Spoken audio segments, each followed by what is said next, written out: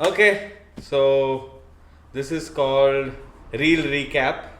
Uh, what I plan to do here with Purvi is recap what we watched the previous week and share our hot and not so hot takes and just our opinions. I'd like to state that we are no industry experts or art experts, but just impressions of these films on us. So, yeah, without any further ado, what did we watch this previous week? So we watched Karan Kandhari's Sister Midnight, starring Radhika Apte, Ashok Bapat, Chaya Kadam, um, and that was in the theaters. And we rewatched Photograph, Ritesh Batra's Photograph, starring Nawaz and Sania Malhotra. Yeah, Yeah, so we'll go with Sister Midnight first. Okay, yeah. I want you to be very direct. What did you like and what you didn't like, if there's anything you didn't like. So yeah. Yeah, I think I liked. I really liked the whole animalistic perspective they've shown. From a very woman's life kind of thing. They've called it the feral feministic fable. So basically, she does not want to be a human, shuns domesticity and that kind of life, and wants to live her very innate and animalistic self, which is obviously she's an outcast in that way. So Not that's to what I give any liked. spoilers, of course. And I think that, I mean, if you read reviews also, it's very much like Ah, this, okay. and it's not a spoiler in the sense. It's I like the whole zombie-ish fantasy kind of thing, what she tries to live. That was Zombie very slash interesting. supernatural. Yeah, sure. Yeah, and I've never liked. I'm not a big fan of this zombie plot thing. Plot. I mean, I have never liked that kind of concept at all. But this was interesting. It worked here. It worked. It worked. And one more thing, I mean, just to add on, I think the music curation was great. I mean, they used rock very well because musically, ultimate form of rebellion and doing it your own way, my way or the highway types. So I think that really worked. And also fast cuts and some of the visuals, like the frames, Yeah. were really like there was one where she's lying on the road and the sun just comes up. Yeah, yeah, yeah, That and was beautiful. the shadow of that falls on her, Yeah, yeah. the on her feet, and that's when she knows now that's her time to be out in the Yeah. open. Also, some interesting frames when she's just sitting in her house and looking at the wall. I think there's one towel hung, and there's just the wall and a towel, and yeah, and there's absolutely very interestingly, there's absolutely no light also in that room, Mm. which is also her. Yeah, yeah. Almost like a den, you can say. Yeah, almost like a den, and but that small glimmer of light also, which comes from the window, you see her shutting it off. So these and other, and of course some very more prominent and evident signs of her being zombie like, they come out in the story. But these are like, for starters, like her going out only after the sun sets, shutting herself into that den, making it darker and darker. um, You also had mentioned that a couple of things which I would like you to talk about. One, the city as a character almost, and second, the other misfits kind of yeah. giving comfort. Yeah, I think what you said was great. So if you could just. Yeah, so I think this whole where she finds comfort even with the eunuch community, they are also socially not acceptable, outcasts, misfits kind of thing. So they have a very nice scene where she's having chai with this eunuch, and the eunuch says that, oh my God, this is also friendship, right? When we're not talking in this complete silence. Also, she finds comfort in her neighbor, who's played by Chaya Kadam, who's also, though she has embraced domesticity, she has a loving husband, etc., and she loves it, but she's also someone who seeks rebellion, who is slightly who has rebellious kind of Yeah, yeah, yeah. characteristics and traits, Tendencies. tendencies, and maybe that's why they get along very well. Um, I think that was interesting. She's also there with her from the beginning to the end. Like in the movie, she's someone, her support system kind of thing. Radhika Apte, I'm sure this is a very meaty role which she's played and she's loved. It's mad, it's dark. Yeah, you could see her have fun with it for sure. Yeah, you could see her have fun with it. And I think, what did you think? Yeah, I mean, everything worked for me except, as we had discussed earlier, just that in the setting, in the world it's in, just some of the expressions and verbal exclamations or reactions I found to be tad Western. Like things like, like you typically don't see someone from that part of the world doing that. So, Yeah, I mean, I think so one thing we spoke about was like the zippiness in the yeah. delivery, Yeah. right? So it's very. I think that was interesting because they have tapped into this very animalistic, feral, characteristic of people. And when you are animalistic, there is no processing, there is no intellectualizing. Very instinctive. Yeah. There is no internalizing of emotions or thoughts. It's very instinctive. I'm guessing that is why the dialogue delivery was tuck tuck tuck tuck. Very.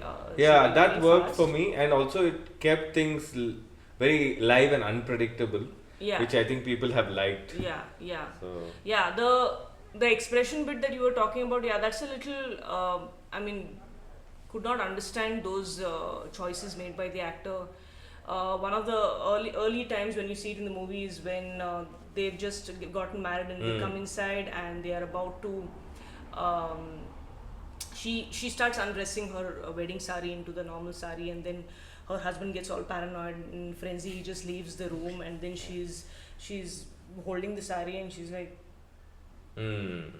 again, a very This Western, kind of yeah. very urban sass, like what's up with him, kind of thing, which she has that in a couple of places in the movie that Yeah. didn't kind of work,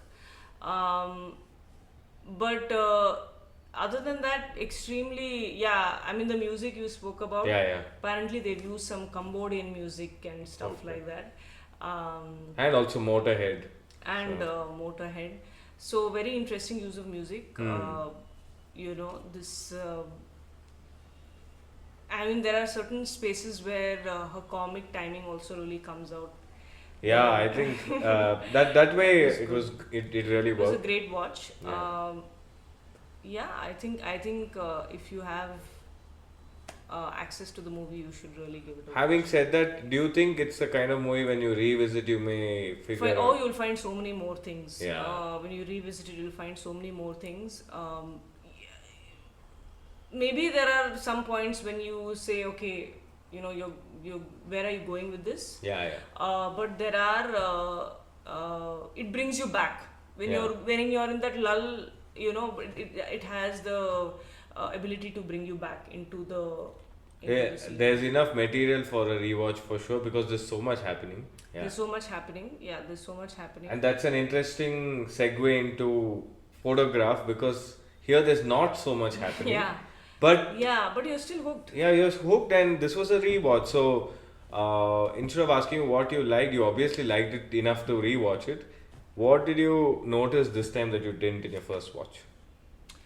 It's been a while since the first watch and the second watch, but I think, I think it's a slice of, I won't say slice of life, but very slice of unreal life kind of take, because these are very unrealistic, the kind of pairing, these kind of two people coming together. Atypical, yeah. Doesn't really happen. But you were saying that it's unrealistic. No, realistic. it's almost like what sometimes we feel when we're put in a situation where we internally know that it will be great to act upon something, but our privilege and our conditioning keeps us, refrains us from doing it. But in this movie, it actually acts out that fantasy of an ideal world almost. Yeah. where these obstacles are just broken away, and both the characters find solace in Yeah. that. Yeah. In what starts out as a charade, Yeah. which becomes the realest, most meaningful connection in their life. Yeah, yeah, yeah, very true. And also, I think, like for example, that's what she's also living out a fantasy. There was this scene where she has guests at her house, and her parents, are laughingly saying that when she was a kid, she used to want to be an actor.